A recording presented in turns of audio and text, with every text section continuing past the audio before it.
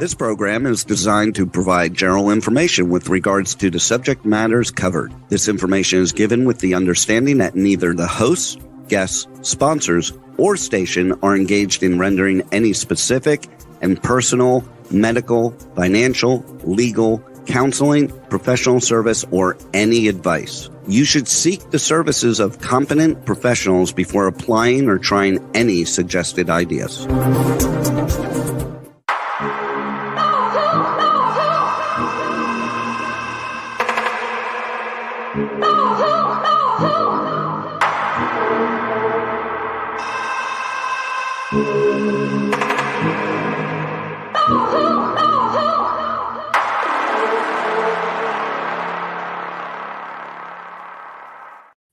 Good morning, true seekers and true crime junkies. Nanette Bartow here with another episode of Hit the Road Jack, Finding the Zodiac. Today we have Nolan Del Campo joining us again. If everybody remembers our local attorney, Nolan, let's welcome him to the show. Hello, Nanette. Good morning. Good morning. How are you doing today? I'm great. Nice. I actually am going to be doing a presentation, or we're going to begin the presentation on the compilation of handwriting. I figured it after we had set the precedence for Jack's abilities and Jack's knowledge and what he was capable of doing.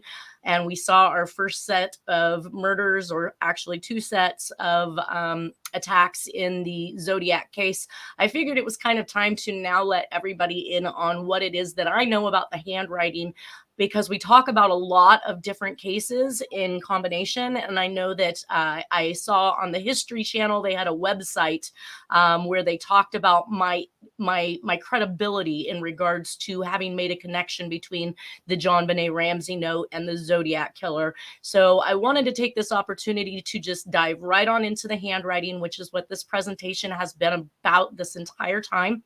Not yet. Juan, sorry. But in keeping with that, I wore today my Aftershock t-shirt, which is a major metalhead music festival that comes every year. In fact, it is exactly how I met Dean K. Piper, aka the Pipe Man, who gave me the opportunity to actually do this podcast. So in keeping with that, and knowing that my whole entire goal was to get the handwriting out there for everybody to see, that is my lovely shirt for today. So we're going to start with some laundry and research, which we can now go to the presentation at this point. And I get so crazy about where people get their information from. It's kind of really enough to question my own sanity, as well as anybody else's who tries to get involved in the Zodiac case or read and research up on this, because there's so much garbage to sort through. So I wanted to bring up a couple YouTube comments and just show you guys some of the thought processes that individuals have after what they've read. Victor Bozelli says the police officer that saw, in quotes, the Zodiac was never confirmed to be the Zodiac. That's why the sketch could be misleading, and I'd personally trust the person who definitely saw his face. Just my thoughts, he said. My response to him was, Zodiac admitted to speaking to the officer, and thus we have confirmation via the statements made between the officer and the suspect. You cannot trust someone to make an identification 22 years later when he only ever saw a side profile. Let's make this clear, you guys. Mike Mageau never saw his face straight on. The reports report a side profile. His eyewitness accounts have been questioned since day one, and he is a victim of an attack where bullets are flying. How well did he actually take in the images that he was seeing at that point? Just my thoughts. Alistair Archibald commented, also, Hartnell said some hair was visible at the side of the mask and it was black, not reddish brown. Again, where do you get your information? There was no side of the mask for the hair to be coming out of. He saw the hair through the eye hole, and he did not indicate that it was black. He indicated that it was brown. So again, you guys need to super duper research this stuff, dig into what you can trust and what you can count on, and not listen to everything you see on the internet. Midnight Ventures actually had a very astute reply to the channel, and he said this channel is grossly underrated. YouTube and subs are both at fault. Sure, this is content everybody has seen before, but it's still entertaining to watch if you haven't seen it lately or are interested in the Zodiac case. YouTube really treats small channels like trash. Now, I'm not going to go into my response because everybody knows how I feel about the ability for people to search my site and to find my channel and these particular podcasts that I'm doing. So hopefully YouTube gets on the ball and starts upgrading or updating their algorithms so that things like this can actually be readily available and people can find them. So that's going to bring us to where we're going to start at this point, because I just wanted to give you kind of my idea or theory about who Jack might have been. And we're going to do that via a completely different person, which I find super interesting. So one of the letters that I came across in the FOIA files was this letter that was cut and paste newspaper articles into a postcard that was sent to Dr. Edward C. Adams. Now we can see that the actual communication looks exactly like what we would expect out of the Zodiac. He mentions that you're next. He's got the Zodiac on there. He's got the Zodiac symbol and sign on there. And of course, it's 1970, so anybody could be mimicking at this point because it's been so heavily played in the news and the media. But what really got my interest in this particular communication was the next one that I saw in the FOIA file, and that one was also addressed to Mr. Adams. Now, the letter that we're going to look at right now, I have actually done a handwriting examination on this, and for various reasons have already excluded this person as a possible author. Now, also take note to the fact that this individual wrote directly to Mr. Adams as a member of the family. He indicated in his letter, he stated that he did not know who he was, but that he was a member of the family, whether it be married in or what have you. He was writing for assistance or help from him. And he actually says, I need some help, not monetarily. My need is mentally and physically. To you and the rest of the world, I am called an enforcer, executioner, or more plainly, a hired killer for what you people call the mafia or syndicate. Again, I ask, hold an open mind after reading that statement. When I was 17, I was trapped into something, and to stay alive from that day on, I did exactly what they asked of me. Until 2 years ago, I finally broke away from them. In this last 2 years, they've shot and wounded me 5 times, just recently, 4 days ago. Now, the reason why I bring this up as well is because we have now what I consider to be some link to an individual who was founded at the age of 17 by the mafia, by the syndicate, and employed him and began requesting him to do things that he obviously did not necessarily want to do, but feeling trapped, he had no choice but to do it. So I kind of wonder if that isn't something that Jack himself had ended up in, because we know that he was bootlegging alcohol from the time he was 14 through 17, and you would have to be dealing with the likes of these types of people in order to be doing that. The letters that accompanied this particular letter to Mr. Adams also was quite lengthy. They were written to, the man had written to his wife. He talks about Chicago. He talks about the mafia. He talks about the syndicate. He talks about all of these things that have been in this presentation so far. So to me, it was just kind of a rationalization that I wasn't so far off on some edge somewhere that it wasn't possible that Jack fell into exactly this type of a situation. Now, because obviously the FBI knew who this individual was, because in these letters, the man is indicating to his wife that he's upset that she had turned him over to the FBI and had turned him in. So now these letters are obviously probably coming from the wife to the FBI. And then, of course, we have that letter to Mr. Adams. So there's some cross connections there. But had this gentleman been the Zodiac Killer, I'm sure we would have already have heard an end to this. There would have been a close. I'm going to continue reading some of the letters. I just barely got started on it. So I know that there's about 6 or 7 pages, quite lengthy, of information. And we're going to catch up on that at a later time. So that's going to bring us into the handwriting characteristics and guidelines for disguised or manipulated handwriting. We wanted to set the premise, obviously, of handwriting so that everybody understands what and how I go about my job. So 1 in 8 million people have similar handwriting characteristics, with differences that will actually identify them as a separate author. Serial killers in the 2000s only numbered approximately 500. Now, that's what the FBI told me back in 2009, 2010. The consensus for most people, they want to say that it's more like around 30 to 70, probably actively operating serial killers around the world. I really don't know what that number is, but if I even take the number 500 and we have 1 in 8 million people that could share a similarity, there is not enough serial killers at all to actually have a cross connection of handwriting where we would mistake one for another simply by looking at the overall gestalt of the handwriting. The first thing a person tries to change to make their handwriting look different is always the slant. The number one go-to disguise that I've seen is either them attempt to print in a copybook style or perfect style, if you would, or the use of all capital letters. I'm going to show you how to tell the difference when we get into the examination.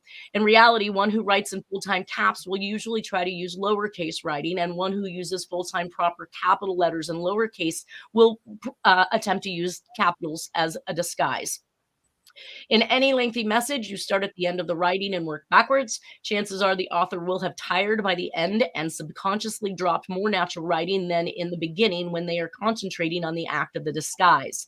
Eventually, everyone will tire and start to do more natural things as the brain becomes overtaxed by the act of the writing that's being executed.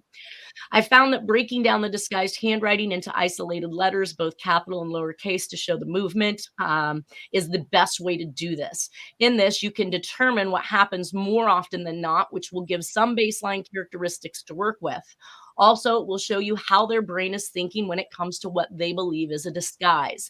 You'll be able to determine by the straight fluid lines what is naturally executed with speed and what is slowly drawn with tremor or curvatures where they don't belong because someone is manipulating the forms of the letters, words, and the sentences. We're going to cover this as we go through the examination. Ambidextrous writing, as we learned with Juan, in a dominant hand person, we find if they use the opposite hand, there's a definite lack of fine motor control, which enlarges the writing in whole, causes tremors and awkward movements like the inability to retrace due to the lack of the habituation with that writing.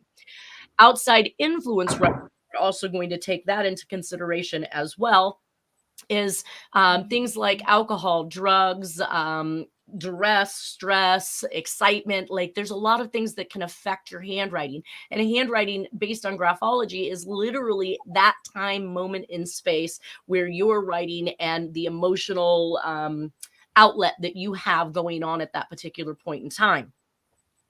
Now, in things like drugs and alcohol, we find again you lose an ability for your fine motor controls to control the utensil as well as possible, and we do start to see that the handwriting enlarges, gets bigger. The lines are not able to be retraced again. And different drugs can cause a myriad of effects, such as completely falling over letters and widening or shrinking. There's a lot of things that can happen. Zodiac admitted in his communications that he was using drugs. He had psychological assessments that is asserted that he was also using drugs in the Lake Berryessa attack, where he was laughing fiendishly while he was stabbing Cecilia Shepard. Zodiac was also aware of countermeasures of handwriting and fingerprints as indicated in his letters, which supports the above average experience and or training in the area of identification. Natural handwriting will look similar in appearance with a natural flow and variance in a single communication. So as humans with habits, when we sit down to write something, typically speaking, even though we do have different styles of handwriting, we will stick to a particular style in that sitting.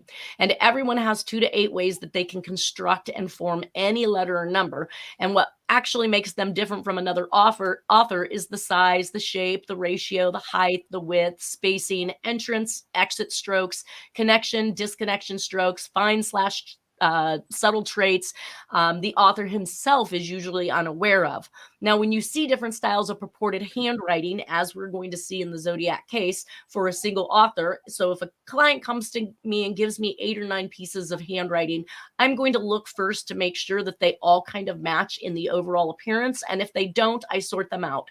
The ones that are different go into a pile until I can actually confirm that the characteristics found in what I believe to be the known natural handwriting can be found in those other styles of writing. Once they are, then I can include that back in as a known sample and work off the mass of both sets. So once I've identified that we are dealing with the same author, then we can track all the characteristics and then we can make a comparison of those characteristics to the documents that are in question. So in this particular case, all of Jack's handwriting has been, I've tried to pull together every form that he has used in different letters. And then we are going to look at all the question documents, which are all the different crime sprees that we've been talking about so far. So this is the letter A, capital letter A. Now at the very top of each of these presentations, you're going to actually see where it indicates, oh, come on. Where is my cursor? There you are. You're going to see across the top of the presentation any communication where I was not able to find either the capital or lowercase of this particular letter, because we will see flip-flopping back and forth where all caps are used or lowercase printing is used, in which case that will be notated at the top. So if you see that up there, that means I just didn't have any letters for them. I always start with Jack at the top. So even if there are letters protruding up here underneath these names, these are all going to definitely be Jack. So when we look at Jack's handwriting, we can see the natural flow of his particular letter A. He always starts with a first stroke that starts above the baseline. He works downward and then he works back up into the actual top of the A and then back down. His crossbar is typically, it can typically range at about halfway, and then it exits to the right, crossing over the right stem of the letter A and protruding out the side. We almost never see anything on the left-hand side of the letter A. So just to make note of that, that is definitely a specific characteristic. We can see here, again, it protrudes to the right on these letters each time, but we do not ever see it protruding to the left-hand side. So even up here, again, to the right. He has a couple different styles. He has what I refer to as the very tall angular A, which is super thin. He has the more rounded, I kind of idealize this as a little spaceship leaning to the right here. And of course, he has the angular but rounded sides that are shorter. So he has, I'm going to say about 4 or 5 different A's, styles or ways that he could make his letter A's in here. So now that we know what is in Jack's arsenal, we can go and look at the documents that are in question and see what we find. So one of the things that I noticed in the lipstick killer was this very long, skinny A. And of course, we talked about how you decipher what is disguised versus what is natural based on the line quality. So all of these crooked lines that we see and this flopping to the left, flopping to the right kind of thing that's going on here, that indicates to me that somebody's attempting to manipulate their handwriting. This one actually has nice straight lines, nice straight appearance. So it's probably something I can count on. So I do conclusively find that this particular letter A is something that is within the realm of Jack Tarrance. Now, we also start to see this crossbar that goes all the way through the A and protrudes to the left-hand side. Now, note that's something I stated that Jack didn't do. But if he was going to disguise something, that might be something that he employs. So I started to look throughout all of the different communications to see if I could continue to find that particular use and style. And of course, down here, we found one in D.B. Cooper. We found one over here in John Benet Ramsey.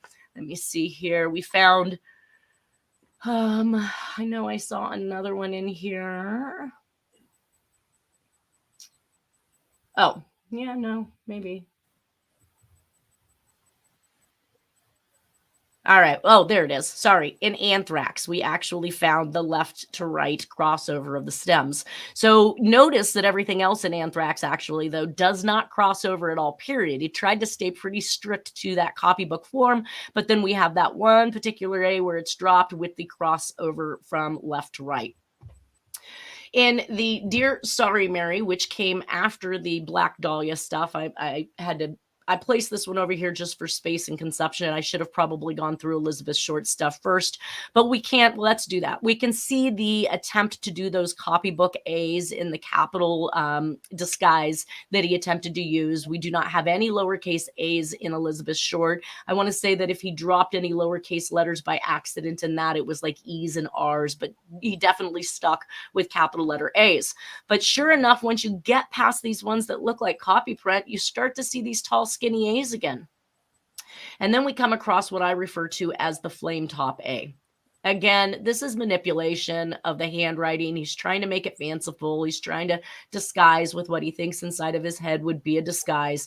But then we start to actually see some of these letter A's that are consistent with what we know is going on in Jack's handwriting, including this crossing over to the far left, or I'm sorry, to the far right of the crossbar on the right-hand side of the stem of the A.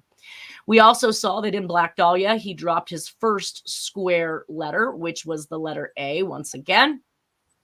And then when we looked into Sorry Mary, I started to see again these rounded shapes that were occurring that are obvious that somebody is manipulating their handwriting. We do see one that is actually a little bit straighter and more in line. But I do not find that these are inconsistent by any means with what we're seeing in Jack's handwriting, simply because we do have that very tall section of the A where the crossbar is a little bit lower. We can see that that occurs also in Jack's handwriting. We have that more flame top curvatured letter A like we see happening in Elizabeth Short. And then we have what looks like a more natural A leaned to the right, and the shape and form of it is very similar to what we see going on in Jack's handwriting. Now, I did note that when he created these ones with the rounded features on top, that he actually does it in 3 strokes. So we have the left side that is a straight down. We have this rounded section that almost doesn't connect to the top as clear, and we have the crossbar. And we're going to pay attention to that form as we go through, because this is what we call memory movement. So even though he's attempting to make this A look different, or he thinks he's attempting to make it look different, the movement of the pen and the way he structures that letter is consistent throughout. In the Sherry Joe Bates, we got to see our second square top A's. And we got to see a couple different, and obviously, I mean, when you look at these are clearly manipulated and disguised, but there happened to be actually one letter A that was fluid, that was smooth, the lines were straight. Again, the crossbar crosses over the right-hand side as expected, and we have that entrance stroke that begins above the baseline, comes down, and works its way back up to the top of the A. Now, if we take that in comparison and come back over to Jack's, we can see that that is simply just something that he naturally does in his handwriting. So we have that starting point up here, draw down, back up into the letter A with a slight rightward slant. In the Dear Draft Board letter, we got to see another version of a square A. And that, again, as we talked about this one up here, and it drew straight down. And then, of course, this curvature that happens up here, which is a completely separate stroke, is basically what is happening over here. We have the line that comes down, we have the pickup of the pen, and we have one single stroke that has a curvature, and we have that crossbar again. Also, I want to mention too is that every place that you see these red stars, these are letters that have been identified as being true and authentic from the Zodiac Killer. So we know that in all of these particular letters, we will be able to determine that this is the disguise that the Zodiac has chosen to use for his writing. And we can then use that to compare to other letters that have been disguised as well. So we already covered Zodiac. I know that when we did this way back in the beginning, and I substantiated that Jack absolutely is the author of the Zodiac letters, my whole goal for putting this together is now to show you how that wraps up with other communications I believe that there's a possibility that he's involved with, or at least the crimes he's possibly involved with. The letters, I'm saying he absolutely wrote.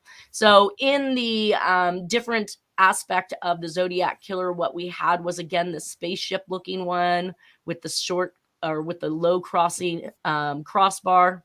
We have this, again, straight line curvature at the top right here on the right hand side of the A with the low crossbar, very consistent with what we were seeing over here in Dear Mary and in the Elizabeth Short stuff. We have the tall A's. Now, of course, this one is kind of leaning over to the right, but then everything kind of has this rightward slant. So when we see things that are straight up and down, chances are those are the ones that he's trying to make as perfect as possible.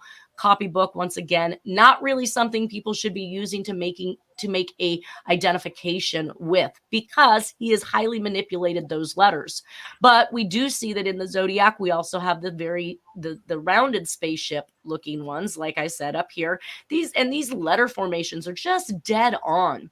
We have, again, the taller, skinny, and pointed or angular A, and then, of course, back into these rounded and more spaceship-looking like A's. In the Fairfield letter, we've seen the attempt of that A to have a very wide base. Of course, we've seen the wide base over here with the Zodiac as well, but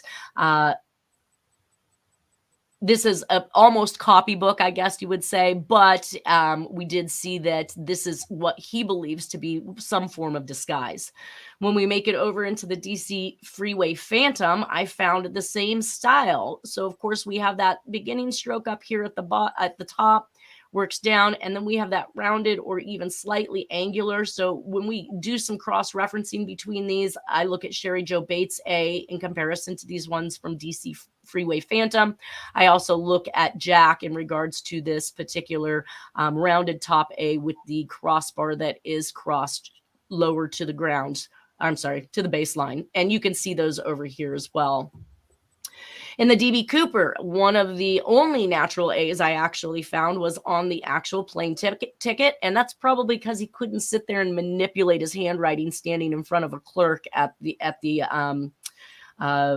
airport. All the rest of the A's that you look at, you're either looking at something that looks quite copybook again and perfect, or we have these very different looking A's all the way through. And that tells me that we, again, have somebody manipulating their handwriting. And then we get to these A's right here at the bottom, where, again, they appear to be a little more fluid. But guess what? This A right here, which looks more fluid, is absolutely dead on what we've been looking at with Jack. We also have a more angular version, and then we have the one that crosses all the way across both sides of the stems of the A. And that, again, is something that he has seen fit to place in his disguise, as we've seen in the previous letters. Now, when I look at the Albany, New York, now this particular communication has to do with Gall and Sharp, which is murders we haven't gotten to yet, but they are involved with Scientology. These individuals were trying to get out of Scientology, had some affiliation with the Manson family. They were living in New York, but their bodies were found killed back in LA. So, but the letter from the Zodiac was found in their apartment back in New York. So that tells us that they were likely abducted from New York, brought back and killed in Los Angeles for whatever purpose. When we look at the letter A in the Albany letter, we see this very tall, rightward leaning, very skinny and angular A again. And that's definitely something that we know is in Jack's arsenal. Again, we have another one of the A's that are contorted and manipulated, but the crossbar actually crosses through both stems of the A's. And then that just kind of moves itself right back into a more tall and angular A. And then we have the one that is, again, just like the Dear Sorry Mary over here. It's one straight line, and then the second stem actually is a curvature at the top and brought down to the bottom with a crossbar that crosses all the way over to the right. We saw the crossing of the crossbar in the SLA letter. Now, the SLA letter has to do with this Symbionese, what is that? The Symbionese Liberation Army? Symbionese Liberation Army. Now, a little background on this, you guys. The Symbionese Liberation Army also had a stint with Patty Hearst. Now, of course, yeah, well, we'll say kidnapped. We do know that during this time, socialites were operating under MK Ultra as well, and their job was to infiltrate and get information. So I think that it might even have been a plant to some degree for her to end up in the midst of these individuals. And then we see a Zodiac letter being written, obviously, to the newspapers. So tell me that's not too much of a coincidence at this point, but how does that make you feel, Nolan? Oh, that's just really odd. I never thought about it that way. Right. Well, I'm sorry, go ahead. She was undergoing mind control when she was with them, because at first she resisted, and they kept her in a closet. They did all kinds of weird things to her. But later she carried a gun in the robbery in Sacramento. She had an AK-47 or some sort of Thompson gun. Now, and I wonder where that information that she was being held captive with mind control and kept in a closet. I mean, do we have anything that substantiates that? Did somebody from the SLA stand up and say, "Oh, pick me, I put her in a closet"? I've read a book about it. It's been about a year now. I'd have to go back and check that out. I didn't know it was going to come up, or otherwise I would have reviewed it for today. Well, we have lots of the SLA letters in it, so there's time. We're going to keep on going through these things. I just don't think that that's terribly a coincidence, considering the time, what was going on, the use of socialites for these kind of things, and what kind of newspapers that could have sold for William Randolph Hearst. Right? The name of the book was Season of the Witch, and it was about the city of San Francisco. It was written by Jim Talbot, who also wrote the biography of Robert and John Kennedy, and also did a lot of research into the CIA. He wrote the book Devil's Chessboard too. Gotcha. Well, and for me, it kind of reminds me of the Bible. I mean, yes, somebody wrote it, but did they write it off of firsthand experience, or is it something that's been relayed through time? Because we can see how information gets changed, and who really knows the truth? All I do know is that the Zodiac wrote in regards to the SLA. We know that William Randolph Hearst's daughter was involved with a plot for robbery, for all kinds of things. She was actually pardoned at some point, and the ability to pardon her had to be because they claimed that she was under some type of mind control, when she actually was probably involved with the mind control stuff herself. So I'm going to move on from that.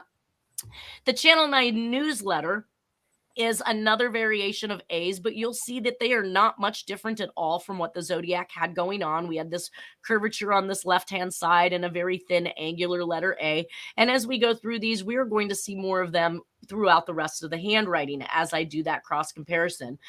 The Oakland County child murders this is the new secret witness letter that I just came across with Terry B. And what we see here again are these square top A's, or the square looking A's that we actually find happening over in DB Cooper, in Sherry Joe Bates. Where did I see Dear Draft Board letters? So this perception of this being a disguise is continued throughout these communications. So once he's adopted it as a potential disguise, he doesn't drop it. He keeps using it. And in fact, in the secret witness letter, we went from what was these square top A's to, guess what? Look at these, you guys. It's just like the Sorry Mary letters. It's just like the Dear Draft Board letter, where he starts with one straight line, and then we have a curved bent right-hand stem of the letter A and a crossbar that protrudes all the way through the right-hand side. So we are seeing the employed use of what is a perceived disguise. And that's what makes this even more an anomaly, if these are different authors, is the fact that we didn't have the internet back then. There was no way for somebody to be getting copies of all of these letters and being able to mimic or use them. But the fact that the disguise is consistent through these communications, and if you don't write like someone else to begin with, what are the chances that your disguise is going to be the same as someone else's? I kind of think nil to none, really. And that's what's really got me on board about these all having come from the same author. Now, when I get into what's that? Can I get one more quick point on the SLA? Sin Q, the leader of the SLA, when he was in prison before he formed the SLA, it's documented that he underwent some mind control by this doctor at the prison and was trained, and he was actually let out early. So he might have been part of a bigger mind control scheme. The whole SLA situation seems like some sort of setup. Right. Well, and honestly speaking, I mean, with it being involved in the Zodiac stuff, it just kind of reeks of another way for money to be made by the media. That's just the way I feel about it. But I got to move on that.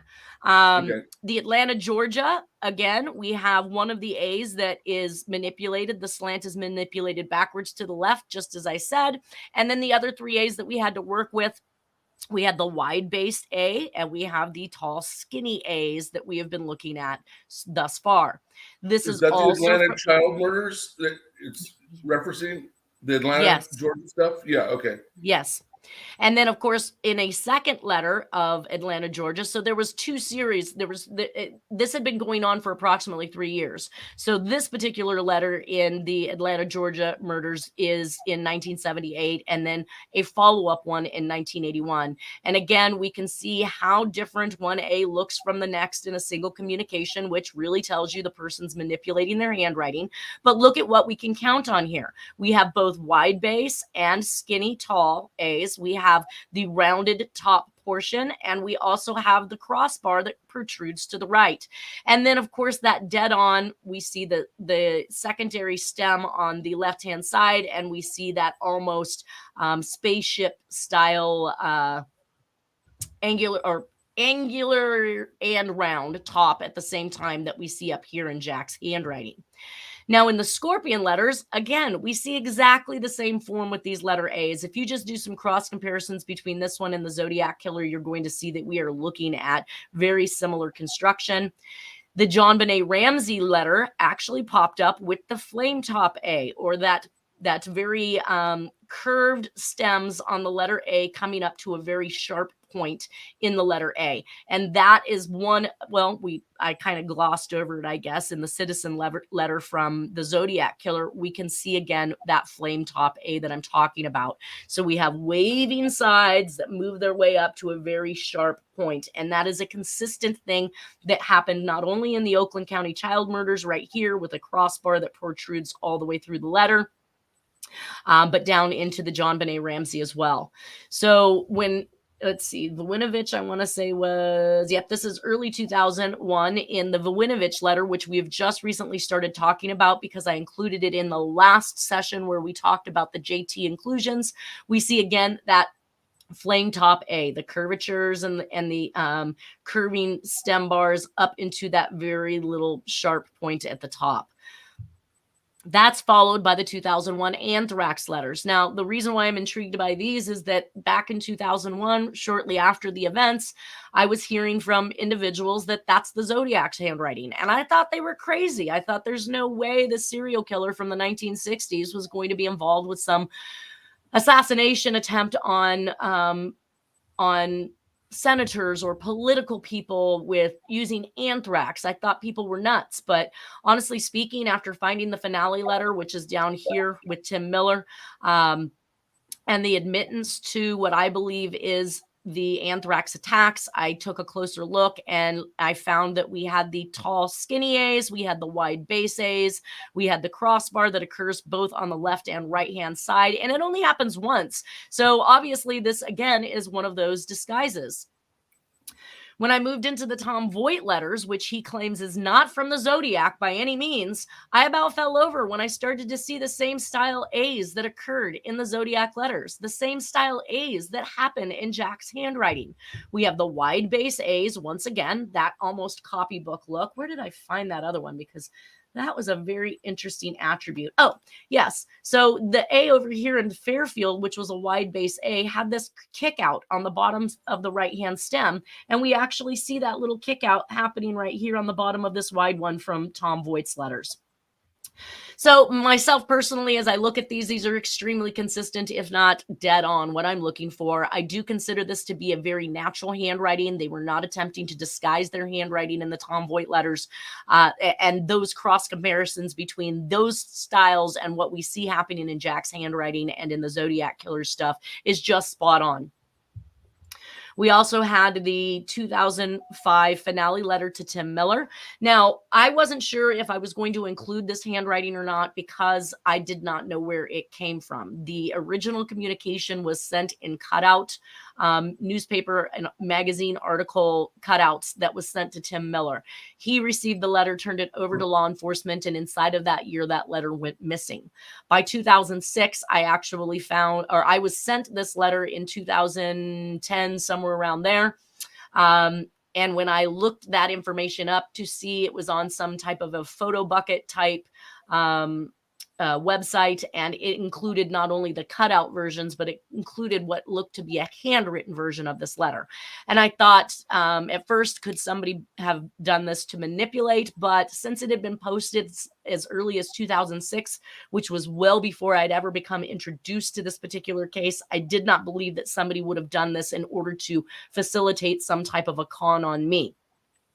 And so I thought, I'm going to go ahead and leave it in here. I'm going to include it, even though it looks like in some cases they attempted to just strictly trace those cutouts. But even when they traced those cutouts from the newspapers, I found that they were actually still writing in some of the ways that were very consistent with what we've been looking at. So if we take a look at some of these A's here, we have, again, these tall, skinny A's. We have some with wider bases and low crossbars. Again, here's a very tall, angular A. So there's a good possibility that if the Zodiac liked to write 2 and 3 different letters at the same time, that he could have comprised this particular cutout and completed this mimicked tracing of that communication with his own handwriting. So I'm going to keep that in here, entertain it, and we'll look at it as it compares to these letters. Now, oh gosh, that took all that time. Hopefully I don't have as big of an intro next week, because I was really hoping to get through more. Let's see here. These are the lowercase A's. Again, at the top, no lettercase A's are found in these particular communications. But what we do is have a nice array of the different styles of A's that we look at in Jack's handwriting. And they range from just your regular stereotypical written A, which most people use, to the bell top A that everybody knows Jack well for. Also, what I refer to as kind of more of a cursive version, even though it's not connected to something else. It kind of has the little kick out and connected strokes that you would use in cursive writing, but it's still more of a standardized A, all the way to what I call the high top back A. And that's one where the actual top of the bell top is not complete. He basically starts up here above the baseline and he draws down, and then he wraps around into the bowl of the A. And this is what I had been finding throughout the Zodiac's communication, because obviously when you have a habit of designing A's like this, it becomes a challenge to drop that in some situations. So I started looking for high top A's or high top backside A's, and we're going to see those as we go through. In the Elizabeth Short letter, or in the Elizabeth Short communications, the lowercase A was actually found as one of those letters that were accidentally dropped.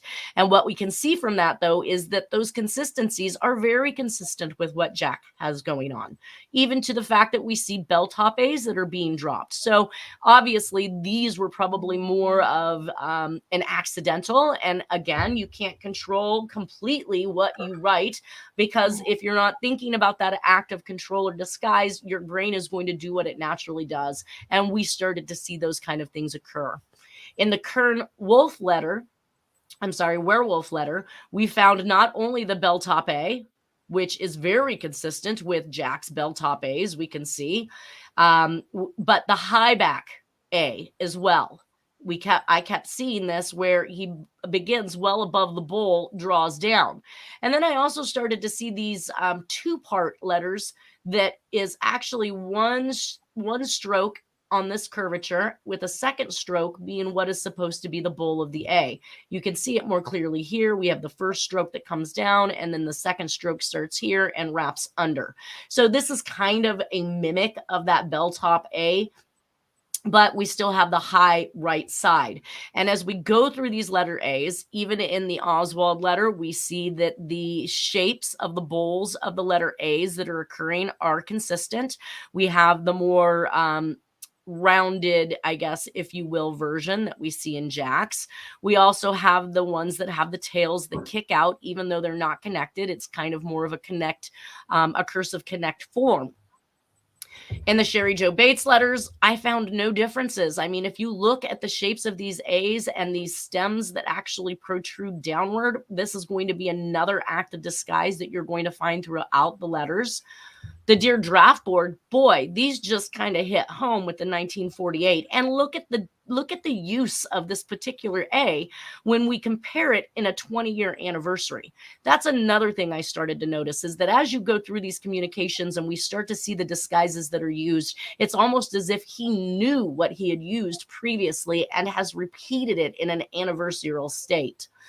We know anniversaries are big to the Zodiac, and we'll talk about those as we go through those crimes and communications.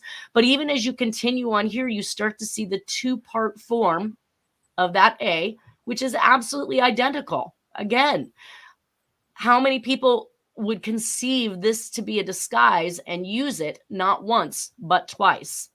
And of course, as we go through, we start to see the bell top A's again, where they actually have the tops hanging over.